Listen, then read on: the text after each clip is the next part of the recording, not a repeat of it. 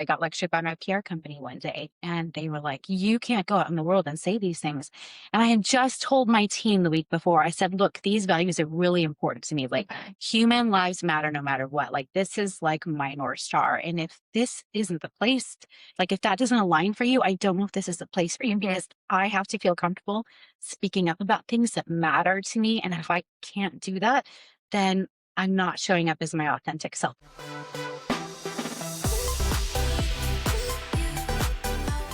Welcome to Extraordinary Stories. I'm your host, Forbes Shannon, and with me, Christine Butler.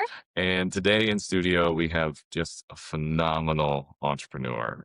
You have won so many different awards. You were the Healthcare Hero of the Year last year here in Phoenix. You started this company called Navi Nurses. You are now in the Inc. 500, the CEO and founder, Jasmine Bhatti. Jasmine, thanks for being here. Oh my gosh. Welcome. Thank you for having me. It feels weird. Like when people say these things, I'm like, oh my gosh, I can't believe it. Well, I was looking at you. I was like, I hope I'm not like leaking information right now.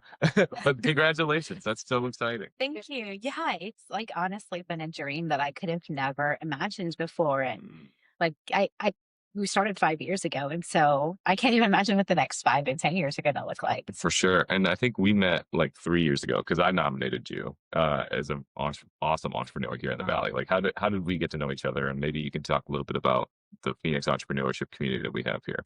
Yeah, so I mean, I think the Phoenix entrepreneurship community is amazing. And one of the first like parts of the community I stepped into was Venture Cafe. Mm, I think like they just kind of gotten going, and I had finished the accelerator through the Arizona Commerce Authority, and it felt like a natural fit and flow of like this is how I stay connected with everyone, whether investors, startup founders, or people just curious about starting startups. And I just like I fell in love with the atmosphere. There's just like so much contagious energy and ideas and activities. So that's actually how we first met. And yeah, I was just like always blown away by you, Forbes, because I'm like, his character is amazing. And he has like no fear being up on stage. Yeah. Just like the humor and just you make it so real. thanks. Yeah. I appreciate that. Thanks. I think, uh, it's an interesting compliment that I get where people are like, "You're so brave," and I'm like, "Yeah, but I don't like being alone. Like, I'm not brave because I just really enjoy the spotlight."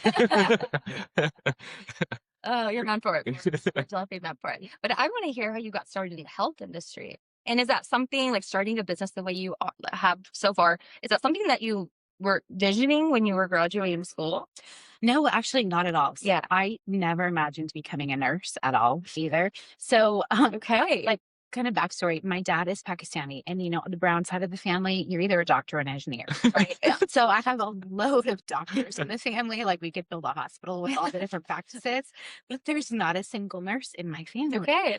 And my mother's mother was diagnosed with head and neck cancer when I was in college. And at the time, I was like, I don't know if medicine is the path I want to take. I actually had thought law school is it. So, how do you affect change at a really large level? And healthcare Mhm. is through policy. Yeah. So, that's where I was heading. And when she had this diagnosis, we ended up taking her home. And that was my first experience with nursing and like what nurses do because Mhm. I had no idea. Mhm. And that opened my eyes to just like, okay, I love caring for people and this is what I'm meant to do. Yeah. And it also opened my eyes to the big gaps that we have in healthcare. And, when you're in it, it's just kind of like you're going through it and you're like, I just have to like suck it up and like taking care of a required 24/7 nursing care, but insurance only covers a few hours of Right. care a week. And you just kind of go through it and you're like, oh God, like maybe I wasn't strong enough or Mhm. I like just couldn't do it. Like I failed my classes. I lost my life. And I just thought there was something wrong with my family and I that we couldn't like manage our lives and be caregivers at the same I see. time.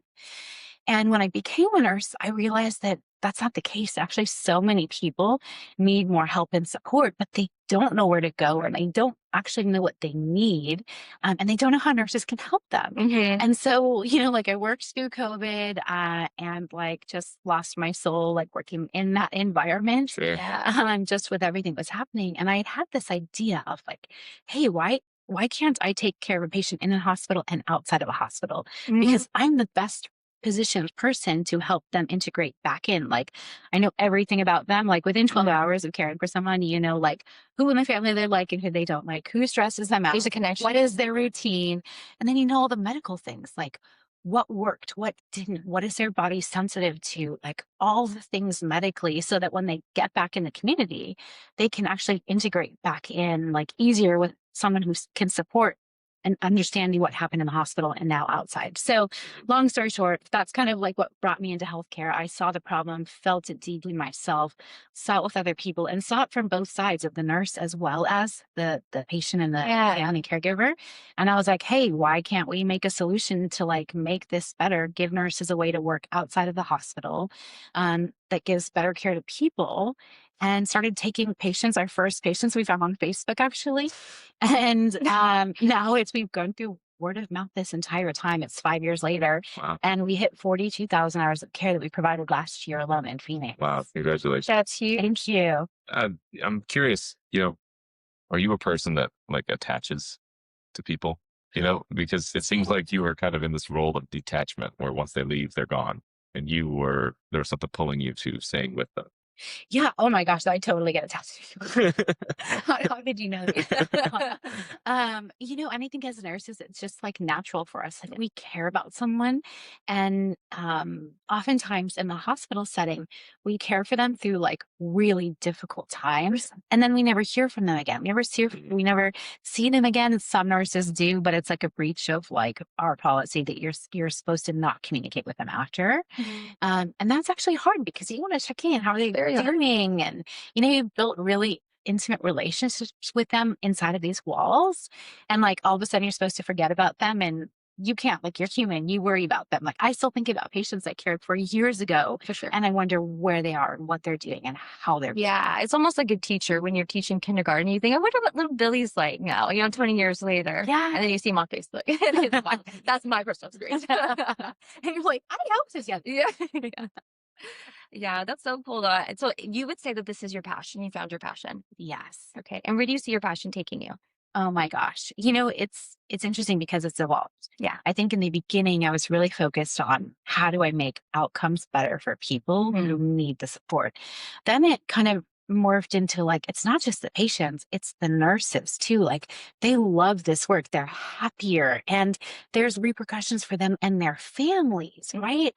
And then entering the founder space, I think I've had experiences as like a minority woman trying to like get people to listen to me that now I want to help other women and other minorities and other nurses build and grow and support them. And so I almost feel like that's probably where I'm meant to end up at. Yeah. But all of this is a journey for me to get to the point where I'm prepared enough to help others. Yeah. There's a little bit of excitement, like knowing where we're going to go, but like not exactly having the full picture. Yeah, it's exciting because you're constantly changing. Yeah. And we can just see your enthusiasm in what you do. And that's a beautiful thing. That makes a happy human, I think, right? Yeah. What kind of advice would you give to our listeners about being happy from a healthcare professional? Oh, I mean, I think I would probably say just as a human being, yeah. right? Happiness comes from living in your authenticity, waking up every single day, knowing who you are and being confident in who you are, and knowing that you have something to contribute and that you're worthy, right? Like, I think that's where it starts. And then from there, it's like, I don't know, for me, what happiness has come from is like opening all the doors, being curious, like what's behind all these doors and choosing my own adventure, which way I'm going to go. Like, yeah. I think that's great, but because along the way you meet people, and we know that longevity is intimately connected to your connections and your human experience. And so there's just so many people along the way that you meet and you interact with. And I think a lot of happiness comes from the human exchange of like, I have support I can give you and you have support you can give me, and just connecting as humans. Yeah. You know, Aaron Bear has a chapter in his new book, and it's titled, Your 5 Closest Friends Are Your Nervous System. Oh, yes. How do you interpret that? I can feel that. And it's funny because I feel like there's like, you have different types of friends for Yeah. things. Yeah. So you have like the one who's like the adrenaline, Yeah, that's junkie, like, yeah. "Oh, this, and you have the ones that are like the super calm ones. Yeah. And Mhm. you have different friends for the different parts of you that For sure. need that stimulation and support. Oh, that's good. You So- have different friends for the different parts of you. Yeah. So Yeah. what friend are you? That's a good What part are you for your friends? You know, I like to believe that I'm like that optimism sort of like Mhm. light for people that, Mhm. if they have any questions or if they're just going through something, that I'm just there for them and Mhm. like just present with them. And sometimes that's all people need. Mm-hmm.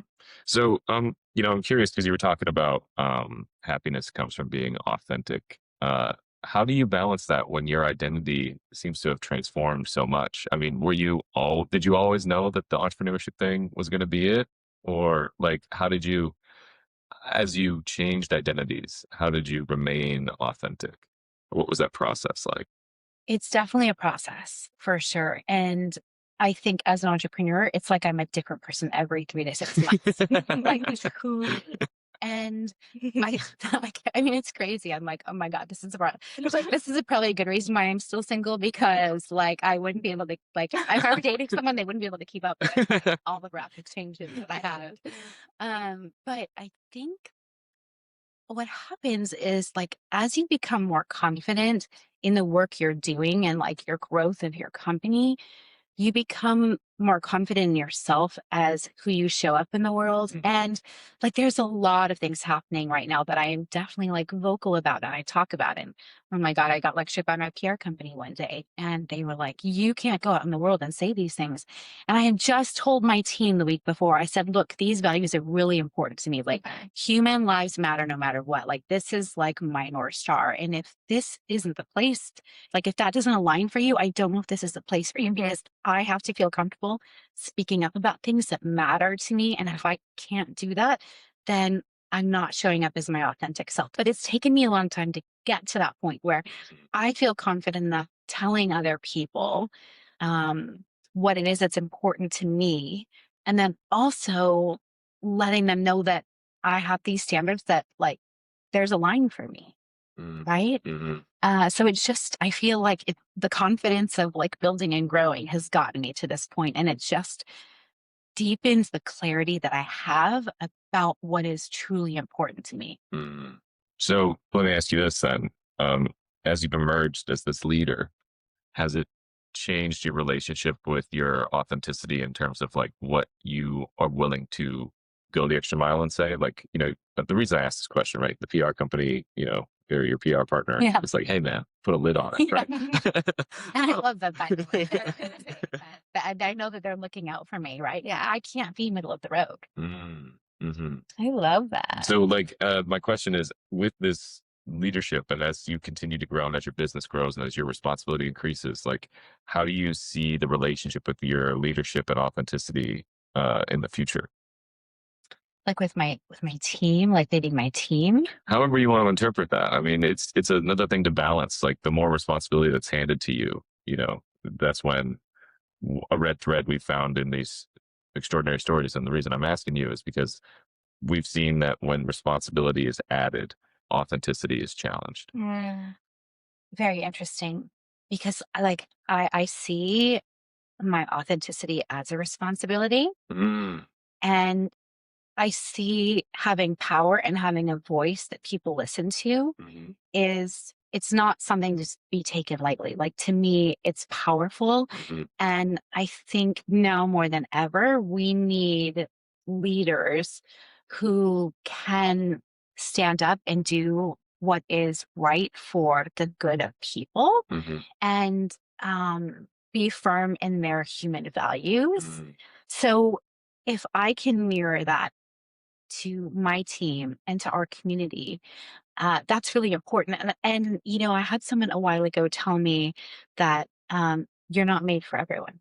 Right? mhm, And I know I'm not. I'm not made for everyone, but I need to be made for the people who resonate with me. Whether they're the nurses who work for us, our team, our clients, right? Like, they're my people, and like, that's who I show up for, to help inspire and grow them. mhm. And that's okay. Like, other people will resonate with other leaders and other ways of being. But I want to help inspire other people to also step into their authenticity and feel like their thoughts, their voices matter Mm. and that there's a place for them. Mm-hmm.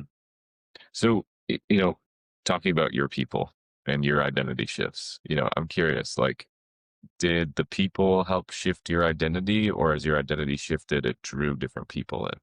Like, if you were to look at if you've changed, then that means probably over the course, the people who resonate with you have changed as well, right? So I'm kind of asking, what chicken or the egg? Was it a new group of people, a new room that started to change you, or did you change and then you drew a new room to you? It's interesting because I think it's a combination of both. Mhm. Like who I am as a person, I think is what draws the people around me. Mhm. But I think who I choose to show up as Mhm. changes the people that are attracted to me. Mhm. Mhm. Yeah, that's a beautiful revelation, right? And I think that when you're fully in your authentic bone, there's almost a relief, right? Because you're like, you're either for me or you're not for me. And the ones that aren't for me, they're not for me, and it wasn't meant to be. But the ones who are there for me and understand me, they're my people. Exactly. So it's like, it's a freedom. Being authentic is a freedom. Oh my gosh, it totally is. It feels so liberating to Mhm. know. And when I was talking to a nurse about this, like they're in a position where they work for an organization and they can't speak up about things. They don't feel that liberty that they can speak up and have their voice heard. As a leader of a company, I have to be able to share that voice for people that don't feel like they can. Yeah, Right? absolutely. And like, what a gift to have, and what a shame if I don't use it Mhm. in ways that are meaningful for people. Yeah. I learned something about myself as we're on the topic of authenticity. The the conversations I least like to have is when someone's like, "Hey, have you seen that movie?" And I always just would say, "Yeah," even if I was just lying, just to end the conversation. But then I found out that when I was like, "Yeah, I've seen it," they would still then go on to explain the movie, and I realized I just got to be authentic. So every time someone asks, "Have you seen that movie?" I'm like, "No," and they're like, "Oh, you should. It's good." And then the conversation ended faster. So the irony was the authenticity got me what I wanted. I was like, oh yeah, I was like so focused on what I wanted that I was willing to step outside of authenticity. I know it's a that's small funny. example, Yeah.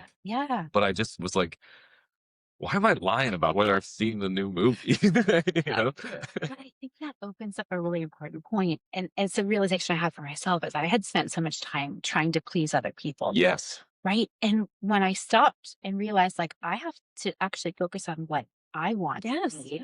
And I don't care what other people think of me anymore. Mhm. Then that let that part go. Yeah. With my 13-year-old son, I was parenting him. He was a little bit of trouble. And I said, you know what? Don't ever be a people pleaser, but please people. Like there's a way to get what you want and also get what they want. It's a very important thing to learn, being young and going through what kids go through at 13. So, don't please people, but give people what they want, and there's a fine balance between that. Exactly. Mhm. Yeah. So there's another idea.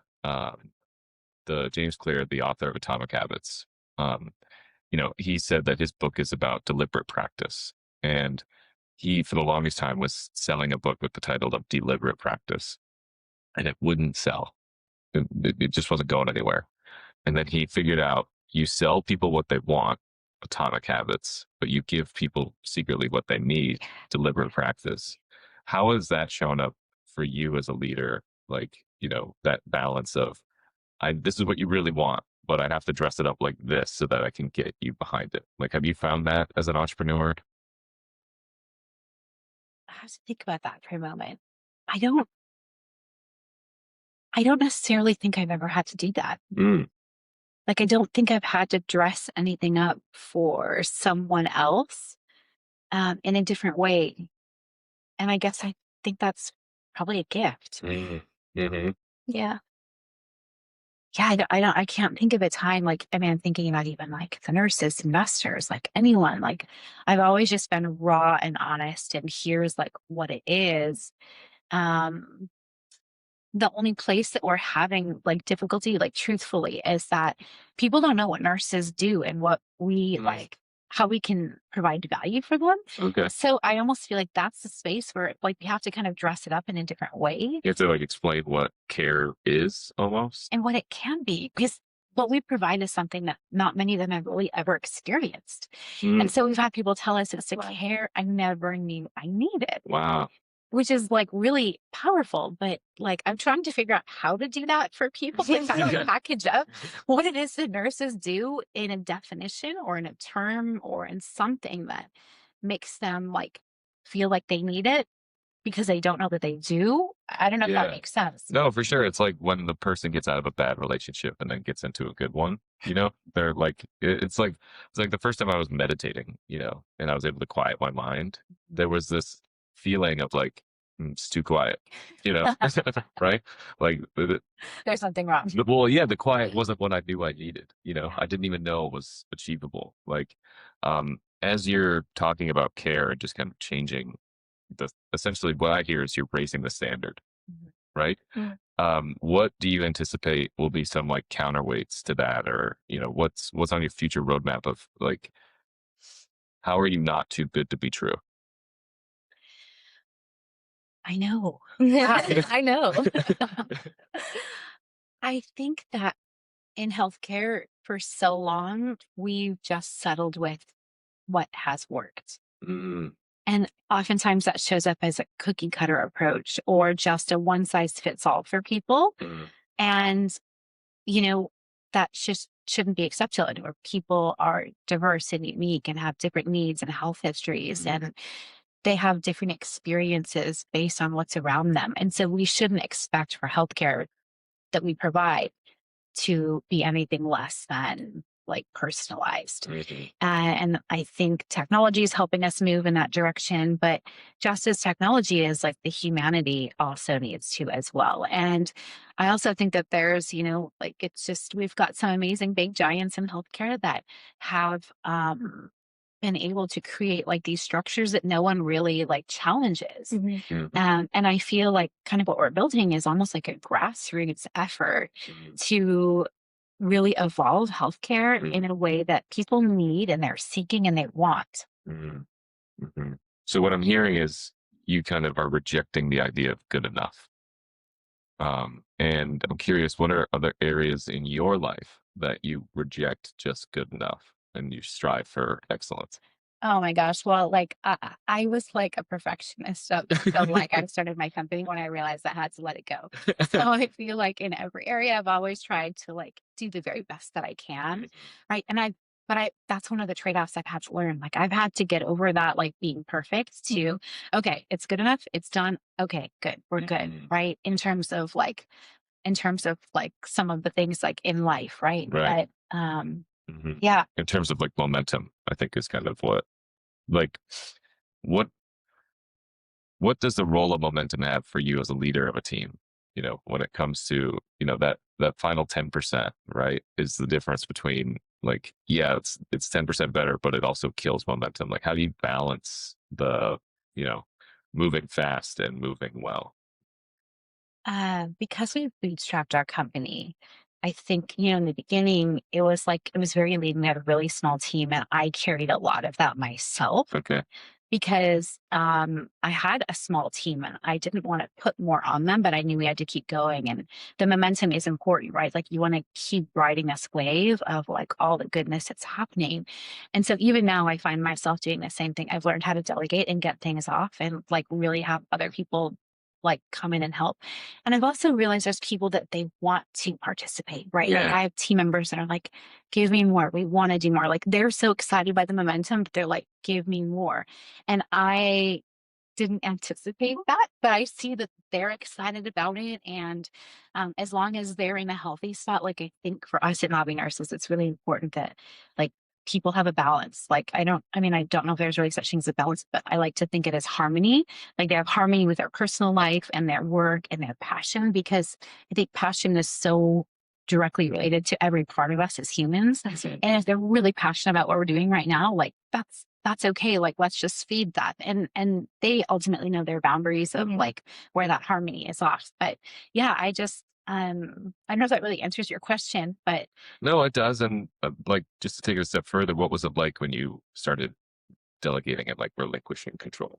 oh my gosh, amazing. You know, like I think finding the right people, like, yeah, that's the most important thing. You can find the right people that you trust that are like, okay, take this off my plate, do everything. Like I have my assistant is amazing now. She's like my sister. She knows everything about me personally and like work and it's been just a few months and like I wouldn't be able to do what I'm doing without her. And so just being able to show up with like genuine gratitude for these humans who are helping to keep the momentum going is like it's so critical. Mm. Yeah, gratitude. That's the key right there. Mhm. Wake up. That's my morning meditation. Gratitude. If you're grateful, then how could you be upset? You know? Yeah. Yeah. I listen to this song to wake up to. It's by Saint Finnegan and it's a song about gratitude. And so that's like my alarm every morning. Yeah, That's that's my good. reminder to just be grateful. Yeah. Are you a ritualistic person? I am. I feel like oh my god, that. What question? Because like I wake up every morning at 4:44 just because I like the number and it just sets my day automatically when I wake up with intention. And so it's like I am a little ritualistic. And so I was wondering if you were. I can't do the 444 waking up thing, but I could probably do 555. Yeah, there you go. Because I wake up at like 5:50 every day. Yeah. For me, the most important parts of my morning are um I have like this incense. I use jasmine incense to like just kind of help awaken like my senses in the morning. And I have like a variety of like oracle cards. And so I just like pull a card Yeah. and like what is it like that I need to know for my highest good today? Mhm. And like yesterday I was doing podcasts all day long and I'm like thinking to myself of like, asking my angels, my guides, like everyone around me, my ancestors, Mhm. like please give me the strength to like and the wisdom to pull out what I need in like everything I'm doing today. And so I Mhm. think I growing up, like my dad is Muslim, my mom is Catholic. And so I grew up like with a little bit of both elements of religion Mhm. and I became more spiritual because I couldn't pick like how do I pick which one is right? Like there's Yeah. good and bad with like everything. And so I just found like staying connected to God. I believe in God and higher Mhm. higher power. And I believe our ancestors are always around us. Always. They're always around us. So like why not ask them for help? It can't hurt, right? Right. So For sure. Yeah. When I like that gut intuition I get, I'm like, okay, that's something. Yeah. Whether that's your ancestor or just like whatnot. Like, yeah, it's your intuition for sure. I start my day with a line from a poem on the, uh, on the thread of gratitude. Mhm. It's a famous poet, and it's just a simple way to reset, like because every day's fun, and the line is, "How you gonna be mad on vacation?" It's Kanye West. Yeah. I wanted to know you were like pop out with so like this is Kendrick Lamar. Kanye West. Every day's a vacation, man. How you gonna be mad? Right? That's like so true. Yeah. It's all about perspective. Yeah, I get to. I Yeah. get to do all these podcasts. Yeah, we get to talk to Right. cool ladies and Yeah. say, Yeah. that's really cool. Yeah, life's good. Life's Life's there you go. vacation. It totally is. Oh my God, I love that. Yeah. So what are some ways that what do you do for fun? Oh gosh. Well, I love spending time with friends and family. I have a dog who is like my world. She's my angel. Okay. So for me, it's like connecting in with people who matter. I try to make sure every week I meet with one mentor, one mentee, so someone I'm mentoring, and then one friend. So those are like the three non-negotiable people I want to connect with every single week. But then like for myself, like I have to practice yoga, mindfulness. Mhm. I try to do like a sound healing every week or every other week. Actually, I bought some amazing crystal bowls when I was in Sedona in Okay. January. And so my poor neighbors in the office, they're probably like, what is this woman? She stages the office, she like brings the sound bowls. No, but like those things are important. And they So- work. And they work. Yeah. Yeah. For sure. Just like deep breathing every day, like practicing box breathing for like 5 minutes is transformative for your just like nervous system so you can get back to a grounded place where you can just move forward and not be so stressed because it's a vacation. Yeah. It's a It's a vacation. Exactly. No, so on the idea of connecting with people, you meet with a mentor every week and you meet with a mentee every week. What is the difference in what you learn from the time with your mentor and the time with your mentee? That's the difference that I learned. Oh, well, Do you just learn more with one rather than the other? Oh, that's a good question. I mean, I feel like we're always learning from everyone, whether we're mentoring or we're being mentored by someone. Like there's always something to learn. And if we just approach every interaction with curiosity of what can I learn from this person or what are they supposed to be teaching me in this moment right now, because sometimes it's not something they're directly teaching us. It's like how they're role modeling a behavior or how they've interacted with someone else that you're witnessing. And so every interaction is like a teaching point for me. But I don't know. I think I love connecting people. Like I feel like I'm a super connector. It's like my second superpower, I would say. Mhm.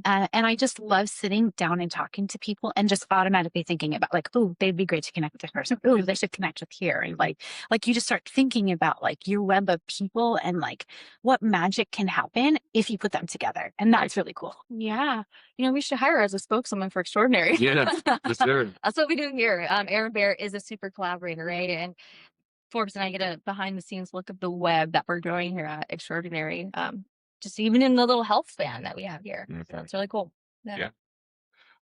So something that we ask everybody who comes on Extraordinary Stories, you've already given so much advice today, but if there was one piece of advice that our listeners could start doing today to live more extraordinarily, what would it be?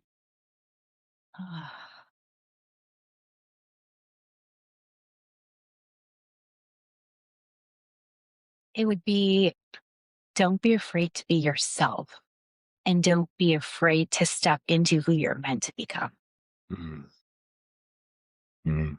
because change like can be scary Mhm. and like the transformations can be scary, but like you're so much greater than you know you are. Mhm. Mhm. Now, just like a follow up to that, don't be afraid to be the person that you're meant to be. Yeah. Um, was there a time that you were so focused on what you thought you were meant to be, and then life handed you something different, or it turned out differently than how you expected it? And how did you either recognize it or embrace that?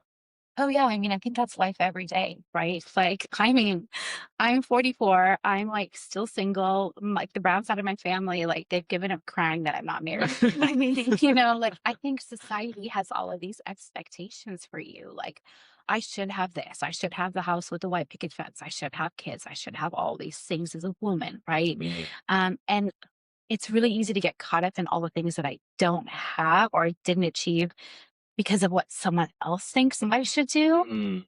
Mhm. And had I like latched onto that, I wouldn't have the freedom to actually embrace what I'm doing now. Uh, because I know it's scary. Like in the beginning, it was really scary for my family. They're like, oh my God, you're like leaving the safety net. You're doing all these things that like you should focus on this. But like, no, I needed to focus on what was important to me. Mm. And so when we can let go of what society tells us what we think we should be doing and Mhm. who we need to show up as, and if you can just follow what that is inside that you feel like that tugs at you, that's like more precious than anything. Mm. Yeah. In other words, like, don't let someone else tell you how your vacation should go. Yeah, exactly. Yeah. Yeah. Let the day ride and then just, figure it out as you go. Yeah, Awesome. that's good. Well, you can read more about Jasmine Bhatti and Navi Nurses at joinextraordinary.com. That's JoinExtraordinary.com and at Join Extraordinary on all our socials. I'm Forbes Shannon. I'm Christine Butler. And I'm Jasmine Bhatti. Thanks so much for being here. Thank you for having me.